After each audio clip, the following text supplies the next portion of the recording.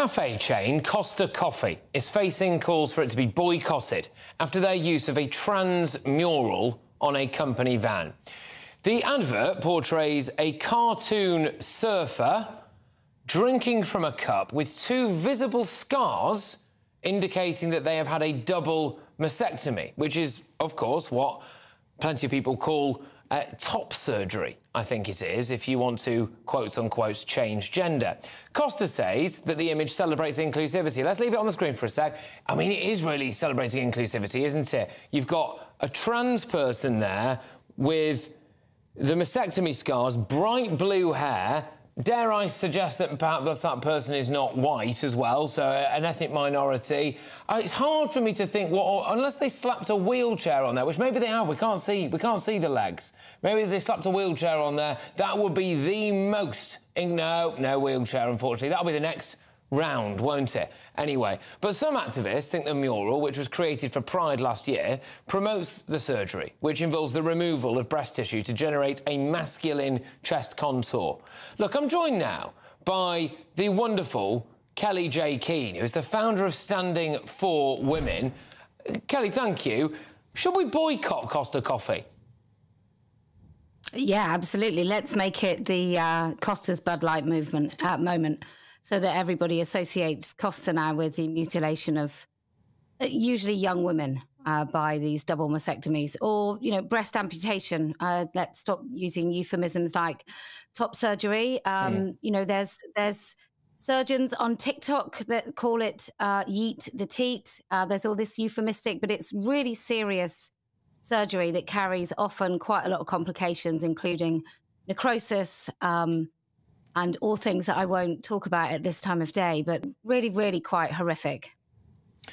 No, and you think that it is a push to normalise, would you say, the kind of very drastic surgery that can go alongside people who feel as though that they may be born into the wrong body? My argument, I suppose, would be that is it helping to perpetuate a mental illness? Well, I think it is. Look, I don't remember Costa Coffee putting up pictures of kids with loads of scarring all over their arms to promote self-harm, like cutting, or skeletal images of women to promote anorexia. So as far as I'm concerned, this is the same. This is opting out of womanhood, which actually many of these young women find to their cost that you really, really can't do that.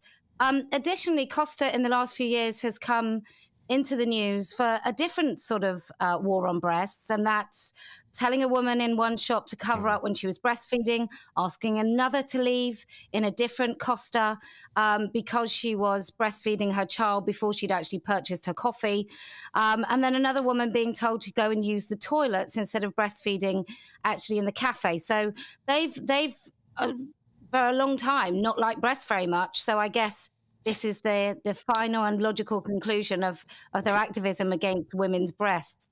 I'm just going to raise another point here, and it's come through to me in an email. Again, I won't name you, but actually it moved me quite a lot, this email. They say, I had to have a mastectomy a few years ago because of breast cancer. Whilst I am thankful that the operation was a success, I do look in the mirror at times and feel sad looking at the scars. If women want to have their healthy breasts removed to make them look like men, it's up to them. But it saddens and angers me that Costa are celebrating it. And it's one thing to sit here and talk about the trans stuff. It's one thing to sit here and talk about virtue signalling. But actually, it is very offensive to a lot of women who've had breast cancer, I think, isn't it? Absolutely. I have a very dear friend of mine who's going through it right now, and it's for those women, it's extraordinarily painful. They do feel like they've having to give up a little bit of their womanhood, and they have to come to terms with sort of grieving their bodies because they become unrecognizable. And to promote it and celebrate it as if it's some sort of brave and courageous journey, as opposed to a journey into never-ending self-loathing, I think absolutely it's a real insult to women who, through no fault of their own, have ended up having to have their breasts removed. 100%, Patrick. They shouldn't have to walk down the street and look at that kind of stuff. And for what as well? You know, why do companies feel the need to go to these to prove that we are, look at us, we care about everybody. We are so OK with the Pride movement that we will put, a double mastectomy on the side of one of our vans. For what gain? It is just bonkers that they will go about doing something like that. And, boycott Costa is trending. It's been trending for a day and a bit now. And I think long may it last, because I find that absolutely disgraceful on multiple different fronts. Well, look, Kelly, thank you very much. Always a pleasure. Great to have you on the show. It's the founder of Standing for Women, Kellie-Jay Keen. And we covered a lot of different bases there. There is the general gender issue to it. There's the virtue signalling element. There is also, and I'm very grateful for that email that you sent in. Thank you very much. And I'm glad that the operation was a success, as major as it was, about the issue of women who have gone through breast cancer, who are now having this paraded in front of them as though this is a great thing, like a trophy almost. And I think that's really, really distasteful, actually. But anyway, we'll move on from that now.